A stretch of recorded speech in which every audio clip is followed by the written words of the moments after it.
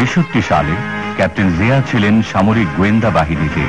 ৬৫-তে পাক ভারত যুদ্ধে খেমকারান রণাঙ্গনে ইস্ট বেঙ্গল রেজিমেন্টের আলফা কোম্পানির কমান্ডার হিসেবে তিনি অসামান্য বীরত্ব প্রদর্শন করেন। ৬৬-তে সামরিক একাডেমিতে প্রশিক্ষক থাকাকালীন কোয়েটা স্টাফ কলেজ থেকে পিএসসি উপাধি লাভ করেন। ৬৯-এ যাদবপুর সাব ক্যান্টনমেন্টে ৮ম ব্যাটালিয়নের সেকেন্ড ইন কমান্ড থাকাকালীন জার্মানিতে যান উচ্চতর প্রশিক্ষণে। সামরিক বাহিনীতে থাকাকালীনই তিনি অনুভব করেছেন পাকিস্তানি শাসক গোষ্ঠীর শোষণ ও স্বার্থপরতা। বেদনার সঙ্গে লক্ষ্য করেন বাঙালিদের প্রতি অবহেলা ও ঘৃণ্য বঞ্চনার অজস্র দৃষ্টান্ত। ৭০ সালে ইস্ট বেঙ্গল রেজিমেন্টের ৮ম ব্যাটালিয়নের সেকেন্ড ইন কমান্ড হিসেবে জিয়া যান চট্টগ্রামে। গণতন্ত্র, স্বাধিকার ও স্বাধীনতা কাবে অগ্নিগর্ভ সমগ্র জাতির স্পন্দন অনুভব করে জিয়া প্রচন্ড পরিশ্রমে তার ব্যাটালিয়নকে গড়ে তোলেন এক জাতীয় বিপ্লবী মুহূর্তের জন্য। ১৯৭০ সালেই পাকিস্তানের সাধারণ নির্বাচনে পূর্ব পাকিস্তানের জনগণের প্রতিনিধিরা সংখ্যাগরিষ্ঠ আসন লাভ করে, কিন্তু পশ্চিম পাকিস্তানের সামরিক জান্তা তা মেনে নিতে অস্বীকার করে। এর ফলে পূর্ব পাকিস্তানে তীব্র প্রতিবাদ দানা বেঁধে ওঠে। ৭১ সালের ২৫শে মার্চ পাকিস্তানি ডিক্টেটর ইয়াহিয়া খানের বর্বর সৈন্যবাহিনী ইতিহাসের জঘন্যতম নিষ্ঠুরতায় ঝাঁপিয়ে পড়ল নিরস্ত্র বাংলাদেশের ওপর। সমগ্র জাতি তখন দিশেহারা, নির্বাক, নেতৃত্বহীন। জিয়া তখন জ্বলন্ত বারুদের মতো গর্জে উঠলেন। ২৫শে মার্চ রাতেই বিপ্লবোদ্যানে সমবেত অনুগত সৈনিকদের সামনে গুলি ছুঁড়ে ডাক দিলেন বিদ্রোহে। মৃত্যুঞ্জয়ী জিয়া কালুরঘাট বেতার কেন্দ্র থেকে দিশেহারা আক্রান্ত জাতির উদ্দেশ্যে বাংলাদেশের স্বাধীনতার ঐতিহাসিক ঘোষণা দিলেন ২৬শে মার্চ।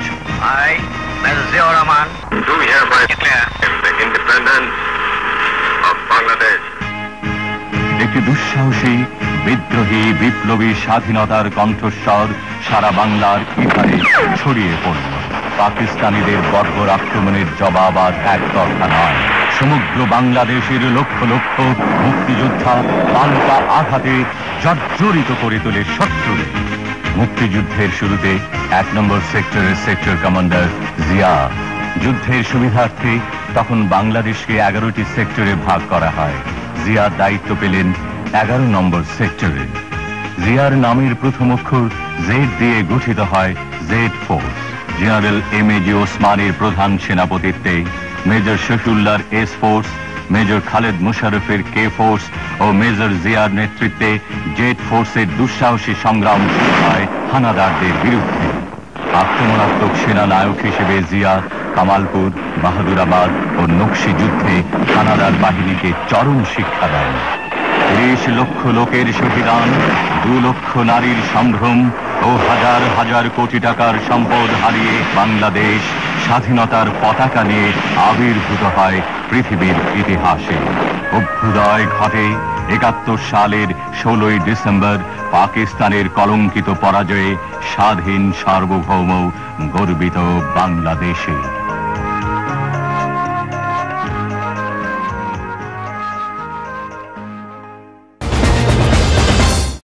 মহান স্বাধীনতা ও জাতীয় দিবস উপলক্ষে জাতির শ্রেষ্ঠ সন্তানদের প্রতি ফুলেল শ্রদ্ধা জানিয়েছে বাংলাদেশ জাতীয়তাবাদী দল বিএনপি। দলের স্থায়ী কমিটির সদস্য সাবেক সেনাপ্রধান অবসরপ্রাপ্ত লেফটেন্যান্ট জেনারেল মাহবুবুর রহমানের নেতৃত্বে প্রথমে সাভারে জাতীয় স্মৃতিসৌধে এবং পরে শহীদ প্রেসিডেন্ট জিয়াউর রহমানের মাজারে ফুল দিয়ে শ্রদ্ধা জানিয়েছেন বিএনপির নেতাকর্মীরা। বৃহস্পতিবার সকালে রাজধানী শেরে বাংলা নগরে বিএনপির প্রতিষ্ঠাতা শহীদ প্রেসিডেন্ট জিয়াউর রহমানের মাজারে ফুলেল শ্রদ্ধা নিবেদন শেষে মাহবুবুর রহমান সাংবাদিকদের বলেন, বিএনপির সামনে এখন বড় চ্যালেঞ্জ হচ্ছে চলমান আন্দোলনকে একটি সুনির্দিষ্ট লক্ষ্যে নেয়া এবং জাতীয় ঐক্য গড়ে তুলে দ্রুত একটি জাতীয় সংসদ নির্বাচনের আয়োজন করা। এছাড়া বিএনপির সামনে আর কোনো বিকল্প পথ নেই। বিএনপির জন্য সবচেয়ে বড় চ্যালেঞ্জ, সেই চ্যালেঞ্জ তো বিএনপির নয়, সেই চ্যালেঞ্জ ওটা বাংলাদেশের, সেই চ্যালেঞ্জ ১৬ কোটি মানুষের। সেই চ্যালেঞ্জ আমি মনে করি এই যে আমাদের যে আন্দোলন, সেই আন্দোলনকে তার ইপ্সিত লক্ষ্যে নিয়ে যাওয়া, সে আন্দোলন হচ্ছে আদর্শিক আন্দোলন, আমি একটাকে বলেছি। এবং সে আন্দোলন যখন আমরা দেখব যে আমাদের যে গণতন্ত্রের যে বড় একটা উপাদান, সেটা হচ্ছে অবাধ, সুষ্ঠু, নিরপেক্ষ একটা নির্বাচন সকল দলের পার্টিসিপেশনে। 5ই জানুয়ারি গত বছরের সেই নির্বাচন হয়নি। আজকে যে সংসদ, সে সংসদ একটা চড়া বালির উপর দাঁড়িয়ে, কারণ সেখানে জনমানুষের সম্পৃক্ততা নেই, সেখানে কোনো ম্যান্ডেটের অবস্থান নেই।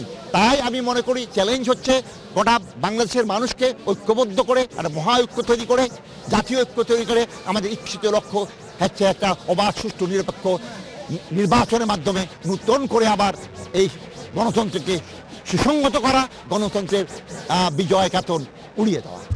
শহীদ প্রেসিডেন্ট জিয়াউর রহমানের মাজারে শ্রদ্ধা নিবেদনের সময় আরও উপস্থিত ছিলেন বিএনপির স্থায়ী কমিটির সদস্য ডক্টর আব্দুল মঈন খান, ভাইস চেয়ারম্যান আলতাফ হোসেন চৌধুরী, চেয়ারপারসনের উপদেষ্টা ব্যারিস্টার শাহজাহান উমর এবং ইনাম আহমেদ চৌধুরী সহ বিএনপি ও এর অঙ্গ সংগঠনের অসংখ্য নেতাকর্মী।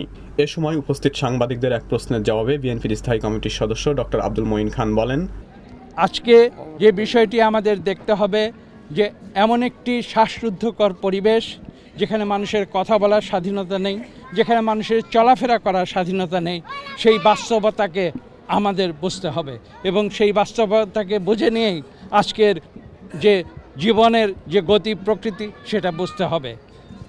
আজকে আমরা স্পষ্ট ভাষায় বলেছি, আমরা রাজনৈতিকভাবে শান্তিপূর্ণ গণতান্ত্রিক প্রক্রিয়ায় আন্দোলন করে এদেশের মানুষের ভোটাধিকার আমরা পুনরায় মানুষের হাতে তুলে দিতে চাই। কাজেই এখানে যে বিষয়টি স্পষ্ট করে বলতে হবে যে সরকার কেন ভয় পাচ্ছে। সরকার যদি এটাই বলে থাকে, তারা বারবার বলছে বিএনপি নাকি গণবিচ্ছিন্ন। বিএনপি যদি গণবিচ্ছিন্ন হয়ে থাকে তাহলে তারা একটি সুষ্ঠু নিরপেক্ষ নির্বাচন দিতে ভয় পাচ্ছে কেন? বিএনপি গণবিচ্ছিন্ন হয়ে থাকলে মানুষ তো বিএনপিকে ভোট দেবে না, তাহলে তাদের কেন এত ভয়? কাজে আমরা স্পষ্ট ভাষায় এটা বলেছি, দেশনেত্রী বেগম খালেদা জিয়া বলেছেন যে এখানে ক্ষমতা কোনো বড় কথা নয়, ক্ষমতায় কে আসলো গেল সেটা আমাদের বিবেচ্য বিষয় নয়, এটা জনগণ ঠিক করবে কাদেরকে দেশ পরিচালনার দায়িত্ব দেবে।